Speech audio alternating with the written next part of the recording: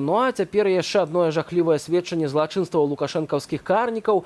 Відэа, якое знялі 60 жніўня ў Ічуна Крэсціна ў Менску. На ім міліцыянты звозяць у пастарункі затрыманых у часе пратэстаў грамадзянаў, зрабіўшы жахлівы калідор, праз які праганялі людзей. Пакуль Лукашенко ды ягоныя набліжаныя адмаўляюць катаванні, з дапамогай якіх намагаюцца ўсталяваць у краіну атмасферу страху і тэрору, гэты тэрор працягваецца без каментара. Давай потом. Ну что? Так а что там, очко на ноль, нахуй, или что? Не признаю. Давай, Давай, скажи. Остальных давай. Все успеют. собаки, нахуй, блядь. Сейчас увидим синие мои. А, эти нормально. Эти не трогать, блядь. Затылок, голову. За спину, за спину. Давай, за спину. Вниз туда, быстрее. Бегом. Бегом! Голову вниз, бегом туда! Бегом! Бегом! Голову вниз! Вниз, голову! Сука, вниз! Голову вниз, бегом, бля, быстрее! Давай, ты быстрее, бля! Быстрее, бля! Вниз все! Голову вниз, бегом! Давай, бегом! Бегом, бля! Сука, бегом!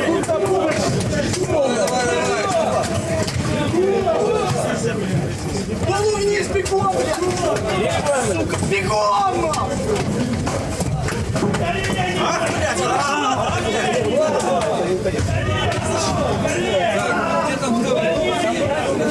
Да, он же вроде убежал. Это мы не рот, видите? Голову вниз туда, глаза. Все? Не все. А сейчас Нита. Голову нахуй, блядь! Сука, блядь! Бегом, блядь! Бегом, блядь! Бегом, сука!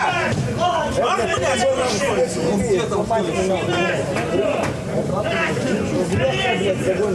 голову вниз, быстрее, бегом! Бегом! Бегом! Сука! Вот оно, животное. Добавь ему! Голову вниз, бегом, блядь! Цяпер непасрэдна да гэтых жорсткіх жнівеньскіх падзеяў з намі ў студыі журналісты і праваабаронца Ігор Станкевич. Вітаю вас. Вітаю. Ігор, таксама ведаю, што вельмі доўгі час вы спачатку назіралі на тым, што адбываецца, потым самі трапілі пад вот гэтыя катаванні, пад збіцці. Ваша асабістая гісторыя, калі ласка, распавядзіце. 11 жніўня я ехаў на ровары міма маскоўскага РАУС, гэта недалёк ад майго дому, і пабачыў некалькі аўтобусаў, звычайных пасажырскіх аўтобусаў, і адзін з іх быў напоўнены людзьмі ў міліцэйскай форме. Я спыніўся і хацеў зрабіць здымкі. Ну, па-першае, у гэты вечар прыязджалі мае дачкі. Я хацеў папярэдзіць, што на раёне вельмі небяспечна, і людзі, якія носяць форму, яны таксама ператварыліся ў бандытаў. І дачкам яны могуць трапіць пад дубінкі.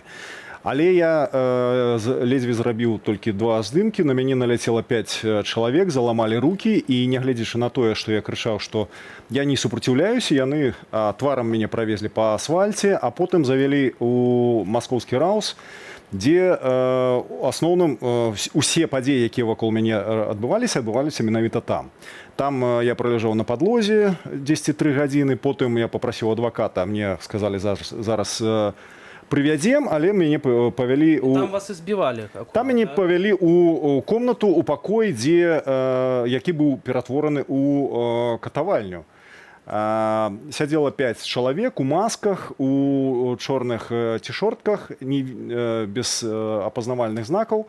Ну, яны мяне пачалі катаваць, літаральна катаваць. Яны дамагаліся, каб я сказаў, на каго я працую, каго я каардыную, колькі я атрымоўваю. І ў пэўны момант у мяне была флешка, на якой было напісана польскі радыё. І яны мяне пачалі катаваць і пытацца, што я польскі шпіён. што я працую на Польшчу. Ну, як у 37-м, а пазней ведаю, Ігор, што вы ўжо трапілі на Крэсціна. Там што адбывалася, што вы чулі, што на сябе вось адчулі? На Крэсціна, дзякуй Богу, мяне асабіста ўжо там не катавалі, не білі. Нас прывезлі туды, кінулі на зямлю. Мы, шмат людзей, шмат часоў ляжалі там у позе паплаўка эмбрыёна. Калі ты стаіш на каленях, галава ў падлогу, а рукі ззаду, гэта ўсё проста ногі не адчуваеш праз 10, літаральна 10 хвілінаў. А людзі ляжалі так па некалькі гадзінаў. Мне некалькі раз пашчасціла, я стаў каля сцяны, каля муру. Там адбыўся лятучы суд, дзе мяне асудзілі, але я нават не ведаю, які быў вырак, таму што мне сказалі чакаць, і ўсё. На гэтым ўсё пакуль для мяне скончылася. Вось, тое, што бачыў, хлапцоў заводзілі ў памяшканне партыямі, у памяшканне відавочна дзесьці на версе было нейкі, альбо там спартыўны зал, ці што. І там вот такія калідоры былі, ці як это адбывалася? Штосьці падобнае? Я, на жаль, не быў унутры, я быў толькі ў калідоры, калі вось чакаў прысуду суда. Але тое, што я чуў, гэта вельмі так уражвала і таму што калі хлапцоў заводзілі туды ўнутр, чуліся удары гэтых дубінак, і ў адзін пэўны момант было чуць, што хлопец крычаў вельмі, вельмі моцна. І ў пэўны момант ён скончыў крычаць, і ўжо, не ведаю, міліцыя... Страціў прытомнасць, напэўна. Яна пачала крычаць медыка, медыка. Напэўна, чалавек страціў прытомнасць. Вось. Я там правёў літаральна 5 гадзінаў, і потым пачуў, што штрафнікі, я думаю, што гэта тыя людзі, якіх будуць наогул збіваць да смерці, але раптам назвалі маё прозвішча, я выйшаў і сказалі, што я мушу ісці дадому. Але у вас былі нейкія асацыяцыі з тым, што я ведаю, што вы займаецеся таксама вось расстралянымі, так, беларусамі, грамадзянамі Беларусі. Былі нейкія у вас паралелі, можа быць, з вашымі закатаванымі сваякамі вось у гэтай сітуацыі? Так, ну, у 37-м у мяне закатавалі, расстралялі прабабку, прадзеда, яшчэ 12 асобаў у Воршы. І я шмат чытаў і пратаколаў допытаў, і папераў, якія сведчылі аб тым, якім чынам катавалі. І больш-менш я быў падрыхтаваны. Для мяне быў таксама гэта шок, але я не быў, страху не адчуваў, нават калі мяне білі. Для мяне гэта была больш такая сітуацыя даследавання, што адчувалі мае продкі, калі іх вялі на эшафот, калі вось так беззаконна, безладна іх катавалі, знішчалі і ўрэшце рэшт расстралялі. Таму я шмат пабачыў, як гэта было ў 37-м, нават атмасфера, калі выносілі прысуд, невялічкая комната, суддзя, твара якога я не бачу, таму што ў масцы, прыгавор, з якім я не згодны, але нічога зрабіць не магу.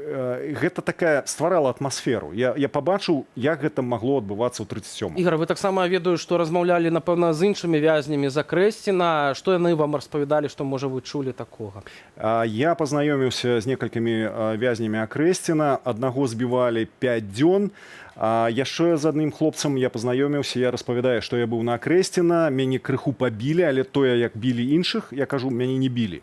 Ён мне кажа, я правёў на Крэсціна 5 дзён, мяне білі 3 дні ад ранку да вечары, але то, як білі мяне, білі іншых, мяне не білі.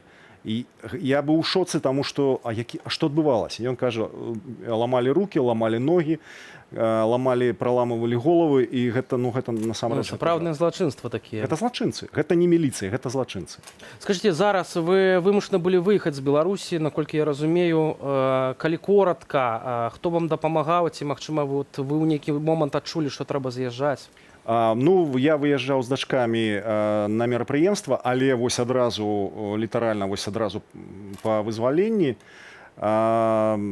І калі я сюды патрапіў, мне сказалі, што мушу прайсці каранцін, і я вырашыў, што 2 тыдні каранціну ў Польшчы лепей, чым 2 дні на Крэсціна. Ды нават, мажліва, 2 гадзіны на Крэсціна, асабліва, калі лічыць вось гэтыя першыя паслявыбарчыя дні, калі так катавалі людзей.